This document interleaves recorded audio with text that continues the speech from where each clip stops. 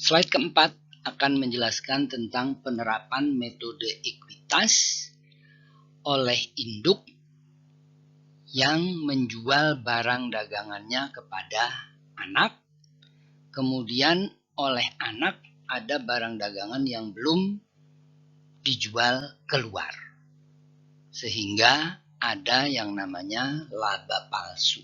Nah, laba palsu ini harus di-adjust ketika induk menerapkan metode ekuitas, maka laba palsu ini harus di-adjust. Kita lihat sebuah contoh. Induk menjual barang dagangan kepada anak. Ya, penjualan induk kepada anak itu nilainya $1.400. Barang itu tadinya dibeli oleh induk dengan harga $1.050, sehingga induk mempunyai keuntungan $350. Nah, jadi anak membeli barang dari induk senilai $1.400, yaitu penjualan induk kepada anak tadi merupakan pembelian anak dari induk, yaitu $1.400. Nah, dari $1.400 yang dibeli anak dari induknya, itu ada $1.000 yang sudah laku terjual. Berarti ini sudah bablas keluar.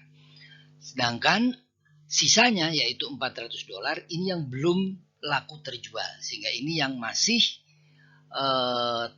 ada di anak dalam bentuk ending inventory. Nah, sehingga di dalam ending inventory ini terdapat yang namanya laba palsu. Nah, kemudian Anda diminta membuat jurnal eliminasi, yaitu jurnal yang hanya diposting ke worksheet konsolidasi. Nah, selain itu Anda juga diminta membuat jurnal penyesuaian untuk penerapan metode ekuitas. Nah, kalau ini diposting ke pembukuan induk. Ini adalah gambaran transaksinya. Induk membeli barang seharga $1.050, kemudian dijualnya kepada anak dengan harga $1.400, sehingga induk mendapatkan keuntungan $350. Kemudian oleh anak, barang itu ada sebagian yang sudah dijual keluar, yaitu $1.000, dan ada yang belum laku sebesar $400. Nah, kalau kita lihat dengan tabel ini, kelihatan bahwa dari $1.400 yang dijual oleh induk kepada anak, itu yang sudah bablas, sudah dijual keluar itu $1.000. Yang belum $400, yang paling kanan ya. Yang di tengah itu yang belum laku terjual, yang sudah bablas keluar. Yang paling kanan itu yang masih tersisa di anak. Nah, di sini kita lihat bahwa ternyata laba kotornya laba kotornya induk itu adalah $350. $350 itu adalah 25% dari 1.400. Ya. $350 itu adalah 25% dari 1.400. Karena itu barang yang tersisa itu kan ada $400, itu mengandung laba kotor sebesar 25% kali 400. Itu berarti $100. Nah, inilah yang merupakan laba palsu. Ya. Ini merupakan laba palsu. Jadi laba yang sudah dicatat di induk itu kan $350. Dari $350 laba yang sudah dicatat induk itu $250 itu sudah direalisir. Kenapa? Karena anak udah menjual barang itu keluar. Sedangkan yang $100 itu unrealized profit. Jadi laba yang sudah dicatat induk, tapi barangnya belum dijual keluar oleh anak, sehingga sebetulnya yang $100 itu belum boleh diakui oleh induk sebagai laba. Tapi oleh induk sudah dicatat sebagai laba. Sehingga nanti waktu membuat laporan keuangan konsolidasi, yang $100 itu harus dieliminasi. Nah, kita lihat di sini jurnal eliminasi, yaitu jurnal abu-abu ya, atau di sini jurnal abu-abu. itu untuk barang yang sudah laku terjual, itu jurnalnya adalah yang $1.000 ini, ya. Untuk yang sudah laku terjual, jurnalnya adalah yang $1.000 ini, yaitu di debit penjualan induk $1.000, kreditnya adalah COGS anak yang angkanya sama, yaitu $1.000, ya.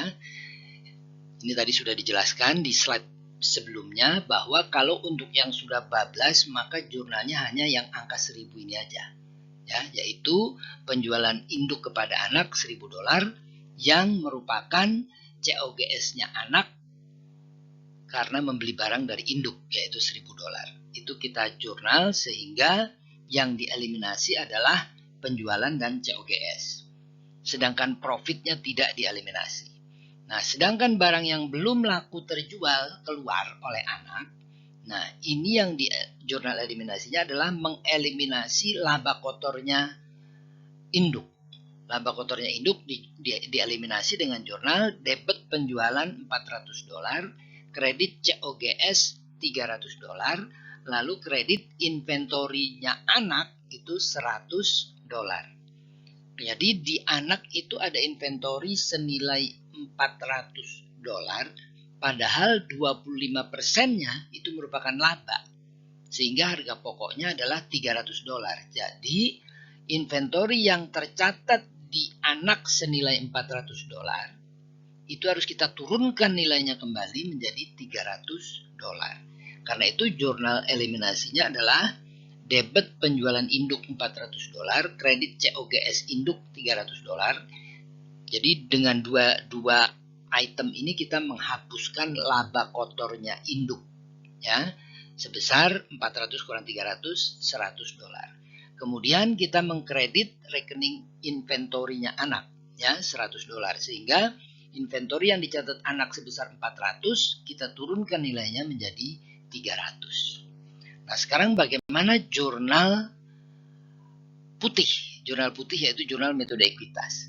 Nah, jurnal metode ekuitas itu adalah debit income from S, credit investment in S sebesar $100.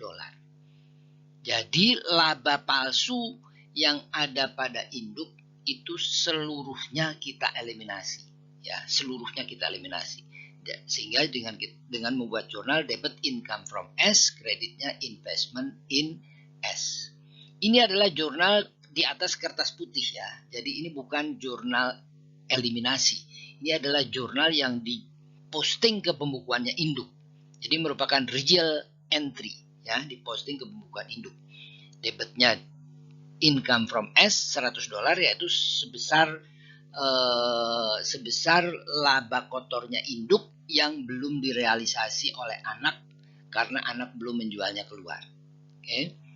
Debit income from S, credit investment in S. Itu adalah jurnal kertas putih atau jurnal penyesuaian untuk penerapan metode ekuitas. Oke, setelah Anda melihat slide tadi, 5 slide sebelumnya itu adalah penjelasan tentang jurnal eliminasi dan jurnal metode ekuitas. Nah, berdasarkan 5 slide sebelumnya itu, Anda ditugaskan untuk mengerjakan tugas berikut, ya. Tugas berikut ini hendaknya dikerjakan secara kelompok, ya. Jadi ini adalah soal yang mirip dengan penjelasan yang 5 slide sebelumnya. Anda diminta mengerjakan ini secara kelompok, ditulis di dalam folio, ya, dalam folio, kertas folio, nanti dikumpulkan pada akhir sesi. Oke, terima kasih.